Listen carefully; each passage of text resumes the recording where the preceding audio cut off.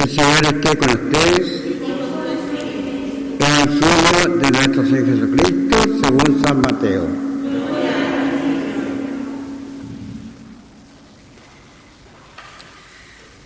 Al llegar a la región de Cesarea de Filipo, Jesús preguntó a sus discípulos: ¿quién dice la gente que es el Hijo del Hombre? ¿Quién dicen que es? Ellos le respondieron: unos dicen que es Juan el Bautista, otros Elías y otros Jeremías o algunos de los profetas. Y usted les preguntó: ¿quién dicen que soy? Tomando la palabra, Simón Pedro respondió: tú eres el Mesías, el Hijo de Dios vivo. Y Jesús le dijo: feliz de ti, Simón, hijo de Jonás, porque esto no te lo ha revelado ni la carne ni la sangre, sino mi Padre que está en el cielo. Yo te digo, tú eres Pedro, y sobre esta piedra edificaré mi iglesia, y el poder de la muerte no prevalecerá contra ella. Yo te daré las llaves del reino de los cielos, y todo lo que ates en la tierra quedará atado en el cielo, y todo lo que desates en la tierra quedará desatado en el cielo. Palabra del Señor.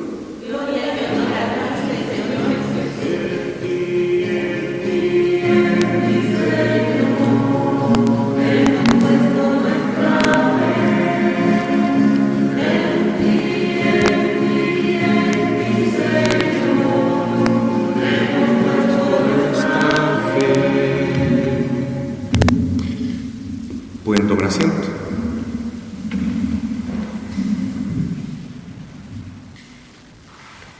Queridos hermanos, hoy celebramos la fiesta de San Pedro y San Pablo, que son dos columnas de la Iglesia, porque fueron elegidos por Cristo para realizar la obra de la evangelización.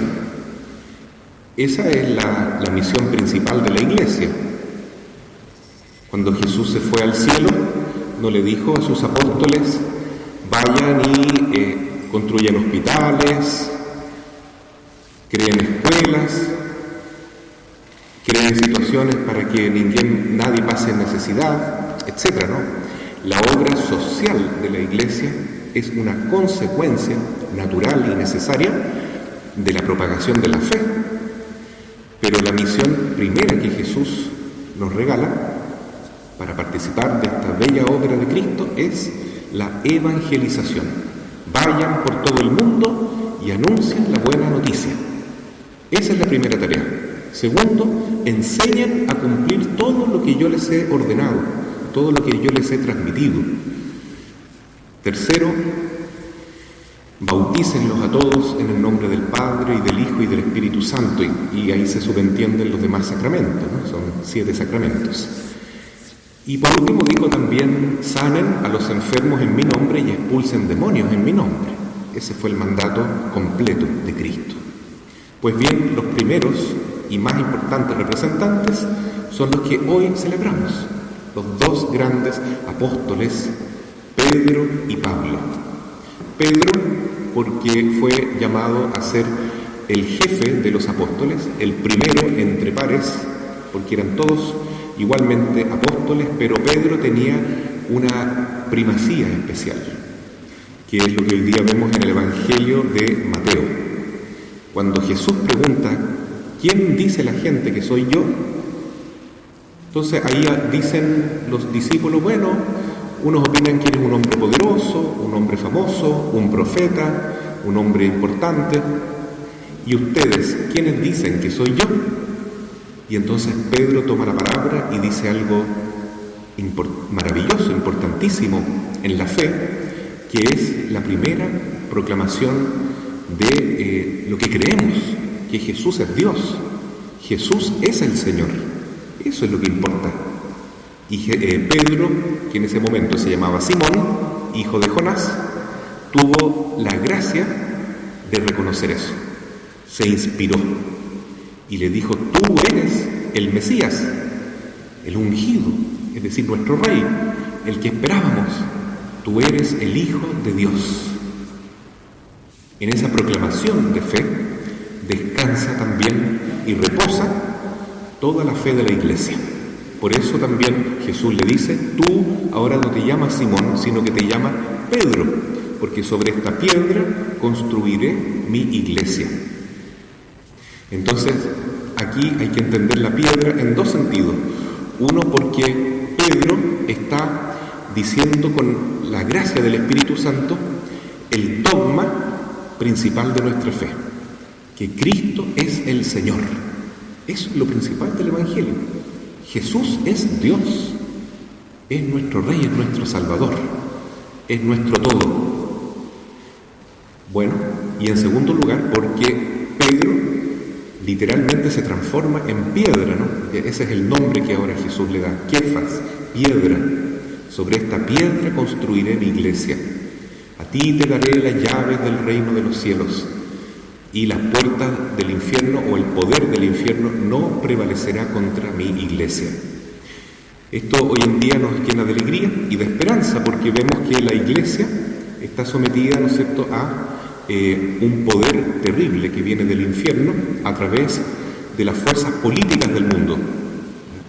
Nombro 3 situaciones que han ocurrido en estos días en Europa, que son especialmente graves para nuestra fe. Recientemente el Parlamento de la Unión Europea aprobó de manera completa el aborto como derecho humano. Eso es algo tan terrible que significa en el fondo obligar prácticamente a la comunidad europea a tener el aborto como forma de vida y que tiene que pagarse el aborto cada vez que alguien lo requiera. Es realmente llegar al culmine, al máximo de la perversión, de la maldad en una civilización que quiere como derecho humano. ¿Cómo va a ser un derecho del hombre asesinar a otro hombre? Es que estamos viviendo realmente en una cultura de la muerte donde el que impera es el padre de la mentira, porque no puede ser un derecho matar a otra persona, menos a un inocente, a una criatura que se está formando y que necesita el apoyo de sus padres en el momento más delicado de la vida, ¿no? Entonces hemos llegado a ese nivel, ¿no?, de el aborto como derecho humano. Qué cosa más contradictoria y ridícula, pero que muestra un poco que realmente la barca de Pedro, la iglesia, está en una gran tempestad. Lo otro que se aprobó recientemente en Italia es que no se puede decir en los colegios y en ningún libro escrito, ¿no es cierto?, para transmitir la educación en el colegio, que existe solamente hombre y mujer. No se puede decir eso. Está penado por la ley ahora. No se puede decir que la condición masculina, el sexo masculino, es algo natural, está prohibido. O que la condición femenina depende de la biología natural. Está prohibido. Imagínense qué contrasentido también se ha llegado, ¿no?, para poder favorecer la ideología de género, que también es un invento del padre de la mentira, sin ninguna duda. Y lo otro también que se acaba de se había aprobado, pero ahora está siendo vivido, ¿no es cierto?, se está realizando, entró en vigor la ley de eutanasia en España. Así es que, bueno, estamos viviendo esta situación tan dolorosa, de tanta oscuridad, que Jesús ya anunció que el infierno se iba a batir sobre la tierra y va a tratar también de demoler su principal bastión o fortaleza, que es la iglesia. La iglesia, entonces, ahora se entiende que es una barca que está siendo sometida por las olas de una fuerte tempestad.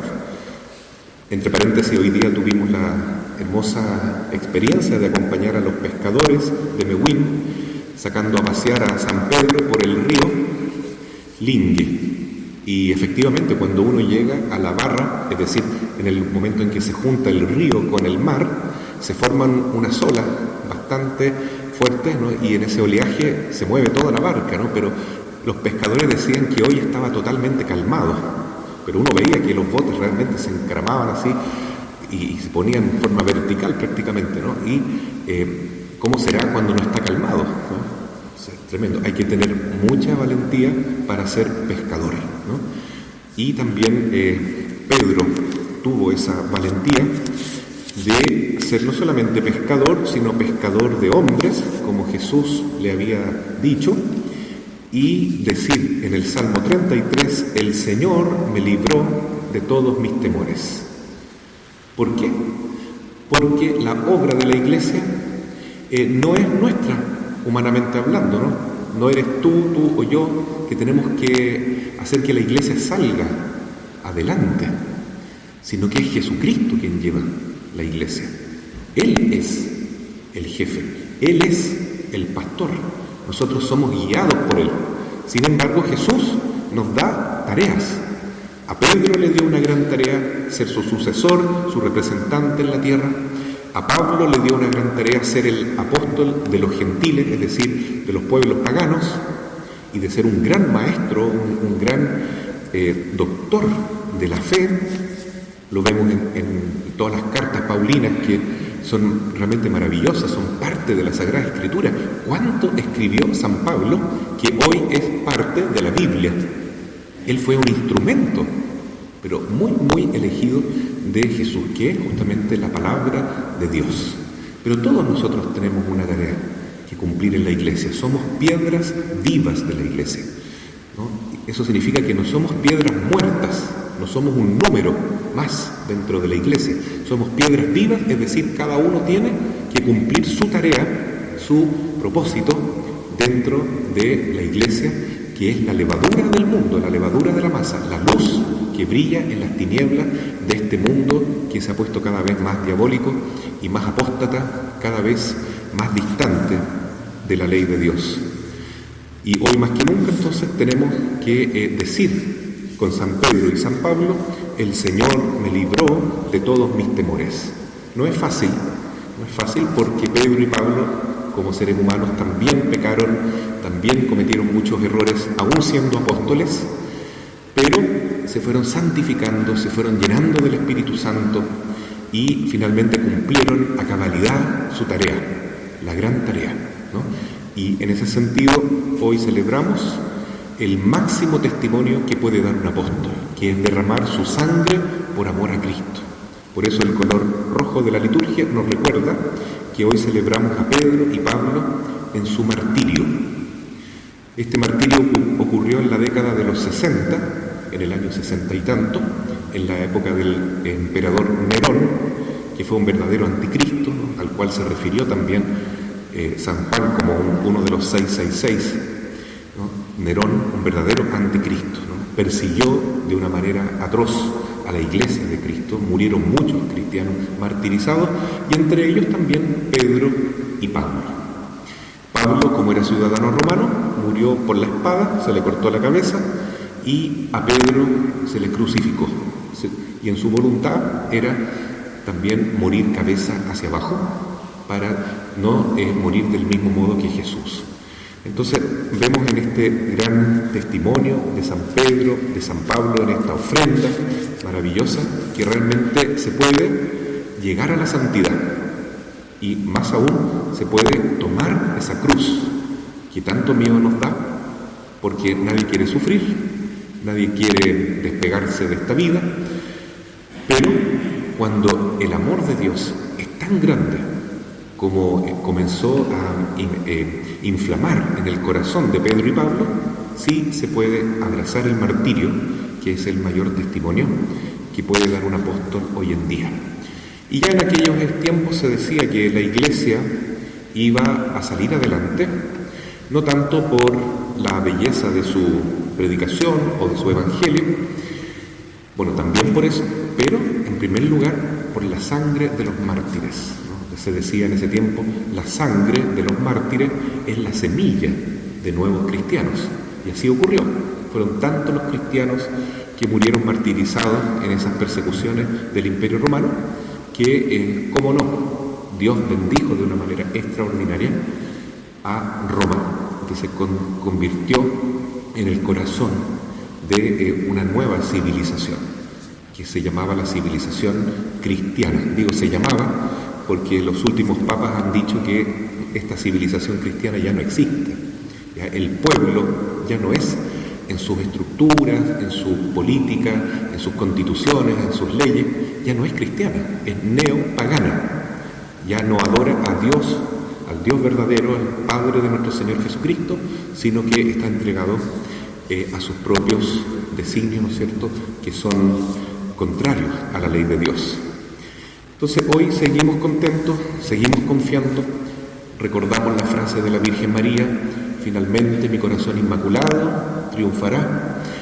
También el Señor nos ha regalado a San José, que es un gran protector, y hoy recordamos estas dos columnas de la Iglesia que nos dicen cómo debemos actuar nosotros frente a toda adversidad: confianza, seguridad. Jesús ya venció y no importa lo que tengamos que padecer, sufrir, todo será una alegría, porque no hay nada más hermoso que evangelizar, dar testimonio, no solo con palabras, sino también con la vida, como lo han hecho San Pedro y San Pablo. Y por último, hoy día quiero agradecer al Señor por este gran regalo que le ha dado nuestro oratorio mariano de cumplir exactamente hoy, 29 de junio del 2021, los 50 años de fundación. Hoy es un día muy especial para nuestro oratorio, porque también nosotros tenemos una piedra fundamental, que es el padre fundador, el padre Sergio, que lamentablemente no alcanzó a vivir para cruzar este umbral, ¿no? Se parece en ese sentido un poquito a Moisés, que hizo todo el trabajo de conducir al pueblo de Israel 40 años por el desierto, y justamente a las puertas de Israel, la tierra prometida, él murió y no alcanzó a cruzar el río Jordán. Esa tarea le tocó a Josué. Pero bueno, cada uno tiene que cumplir su misión en la vida, ¿no? Y la tarea del padre Sergio fue fundar el oratorio mariano. Y ahora aquí los que estamos somos los responsables de continuar con su obra y cruzar este umbral de los 50 años de fundación. Significa que el oratorio ahora tiene que expandirse, tiene que crecer y tiene que transformarse también en una luz en medio del mundo, y por qué no también decir en medio de la Iglesia, ¿no? En la Iglesia, que también está pasando por una crisis, a veces mucha desorientación, mucho miedo, posiciones contrarias que vemos entre los miembros de la Iglesia que producen una inestabilidad. Así que yo creo que nuestro oratorio, por ser una obra muy pequeñita, muy débil desde el punto de vista estructural, somos pocos, no tenemos ninguna significancia sociológica, pero sí tenemos el amor a nuestra Madre. El amor a María nos da la certeza que tenemos una tarea que es relevante, ¿no?, como se dice hoy, que cumplir. Así que con humildad lo digo, y también con gratitud. Tenemos una tarea ahora que ya no es la fundación, sino la expansión de nuestro oratorio, lo cual no significa pretender que haya mucha gente que ingrese a los grupos marianos, aunque eso también es algo importante y bonito, sino que llevemos este mensaje de amor a María en medio del pueblo, que es lo que justamente quiso hacer nuestro padre Sergio, el padre fundador, y de ese modo entonces preparar un camino para que el pueblo se convierta en pueblo de Dios, pueblo de Cristo nuestro Señor.